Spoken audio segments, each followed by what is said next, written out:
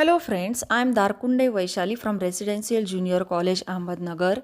You are watching the second part of the poem Father Returning Home written by Dilip Chitre. In the first part, you have seen the icebreaker activities and information about the poet and the poem. In this second part, we are going to see the explanation of the poem Father Returning Home. So let's begin with the first stanza. My father travels on the late evening train, standing among silent commuters in the yellow light. The poet's father travels on the late evening train. He is standing in the compartment of the train. He doesn't get place to sit as the train is crowded. Father is standing among silent commuters. Commuters are the people who travel from one place to another place for work. These commuters are daily travelers and they are silent. Means there is no conversation among them. They are not friendly with each other. Nobody is speaking and these silent commuters are standing in the yellow light. It is evening time. Yellow light indicates evening time, and father is traveling among silent commuters in the yellow light inside the train compartment. Suburbs slide past his unseeing eyes. Suburbs means suburban areas. The suburban areas slide past the moving train.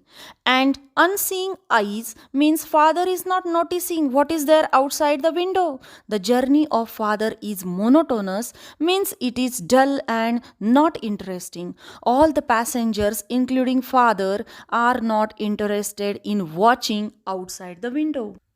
His shirts and pants are soggy, and his black raincoat stained with mud, and his bag stuffed with books is falling apart.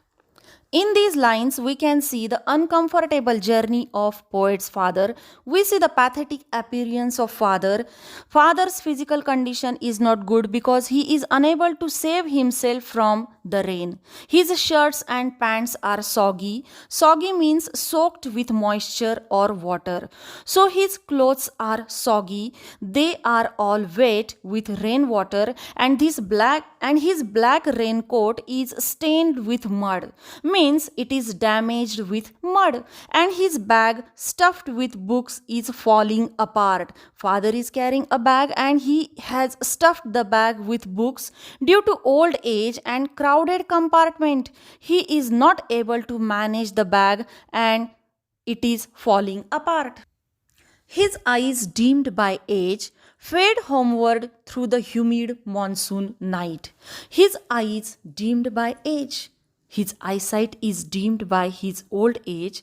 The vision of his eyes has become blur and he is not able to see things very clearly.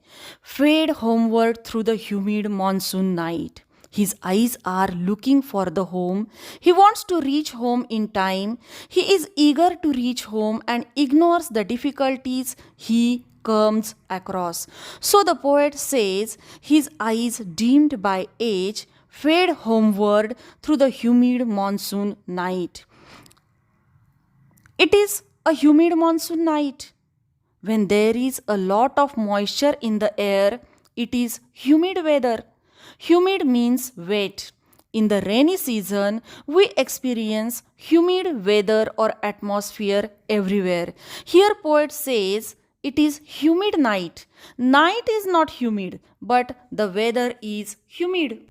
So in this line, the adjective humid is transferred from weather to night. This is an example of transferred epithet. Transferred epithet is a figure of speech in which an epithet or an adjective is transferred from one place to another. Now, I can see him getting off the train, like a word dropped from a long sentence. Now the poet sees his father getting off the train as he has reached the station. His coming out of the train is compared to a word dropped from a long sentence. In these two lines, there is a direct comparison between father's getting off the train and a word dropped from a long sentence. There is comparison between father and a word. The poet compares his father to a small word. Father is like a small or unimportant word dropped from a long sentence. This is an example of simile figure of speech where he compares his father to a word and the travelers to a long sentence. Father is unimportant to the other travelers. His action of getting down is not important to the other travelers, means his presence or his absence in the train is not important for others. He hurries across the length of the grey platform, crosses the railway line, enters the lane. His chappals are sticky with mud, but he hurries onward. The father hurriedly crosses the length of the grey platform. The platform is grey or old like his father. The poet's father is old as well as platform is also old. It shows the dullness in father's life as well as on the platform. Father crosses the railway line and he enters the lane and his chappals are sticky with mud, but he hurries onward. When the chappals are sticky with mud, it becomes difficult to walk properly on the road, but the father is trying to move fast towards the home. The father is very eager to reach the home. He is ignoring the rainwater, mud, and trying to reach home and meet his family. So friends, in this first stanza, the poet shows his father's uncomfortable journey towards his home. Now see the next stanza. Home again, I see him drinking weak tea, eating a stale chapati, reading a book. In this second stanza, the poet tells us that his father drinks a weak tea and eats a stale chapati when he comes back home. His basic requirements are not properly fulfilled by his family members. He becomes a neglected figure in the family and therefore is no one to take care of him at home. Being an old person, he needs healthy food, good food, but he is given weak tea and stale chapati. Here, stale chapati means non-nourishing food he gets at home. Here, chapati symbolizes food. A part of food represents the whole food. The poet has used the figure of speech synecdoche. In synecdoche, a part represents the whole or the whole represents a part. Food is represented here by stale chapati. After that, father spends time in reading a book. His children or his family members are busy in their own work. They don't have time to talk to him. Through this line, poet wants to suggest the monotonous routine of his father. He goes into the toilet to contemplate man's estrangement from a man-made world. Father goes into the toilet to contemplate means to think deeply. What does the father think into the toilet? He thinks or he contemplates man's estrangement from a man-made world. Estrangement means alienation, separation, or loneliness. Father has been alienated or separated from the man-made world, so he contemplates over his estrangement or loneliness into the toilet. The word toilet suggests his own small world, and nobody is there in his small world. He is quite lonely and alienated from the society and from the family members. This is the major theme reflected through the line. Coming out, he trembles at the sink. The cold water running over his brown hands, a few droplets cling to the graying hair on his wrists. The father comes out of the toilet and trembles at the sink. He is not able to move properly and he trembles at the sink. When he tries to wash his brown hands, the cold water is running over his brown hand and a few droplets of water cling to the grey hair on his wrists. Here, grey hair symbolize old age. Father is trembling due to his old age and the coldness of the water, and also due to the fearful thought of his loneliness from the rest of the world.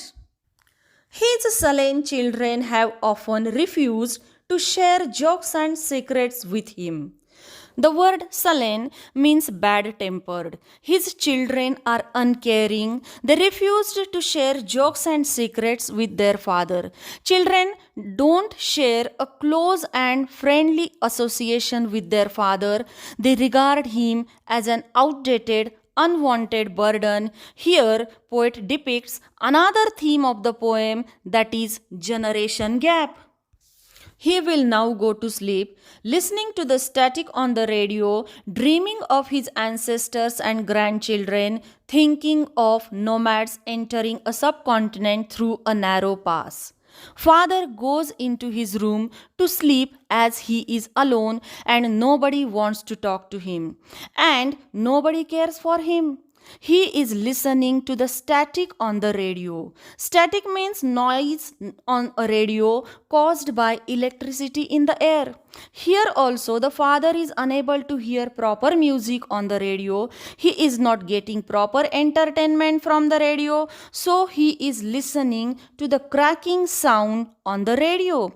Father is dreaming of his ancestors and grandchildren. Ancestors represent his past and grandchildren represents his future. So the old father is dreaming of his past and his present. He is thinking of nomads entering a subcontinent through a narrow pass. Nomad means people without fixed habitation. Means a group of people who move from one place to another rather than living in one place all the time. Father is thinking of the Aryans from the ancient time entering the Indian subcontinent through the Khyber Pass. This indicates that poet's father is thinking of how the society has changed since the ancient times when they had come here. Now this modern world has no place for the elderly people. There is no one to think about their loneliness and there is no one to care for them. In this way, we have seen a pathetic picture of poet's father in this poem. I hope you have understood the poem. Thank you for watching this video.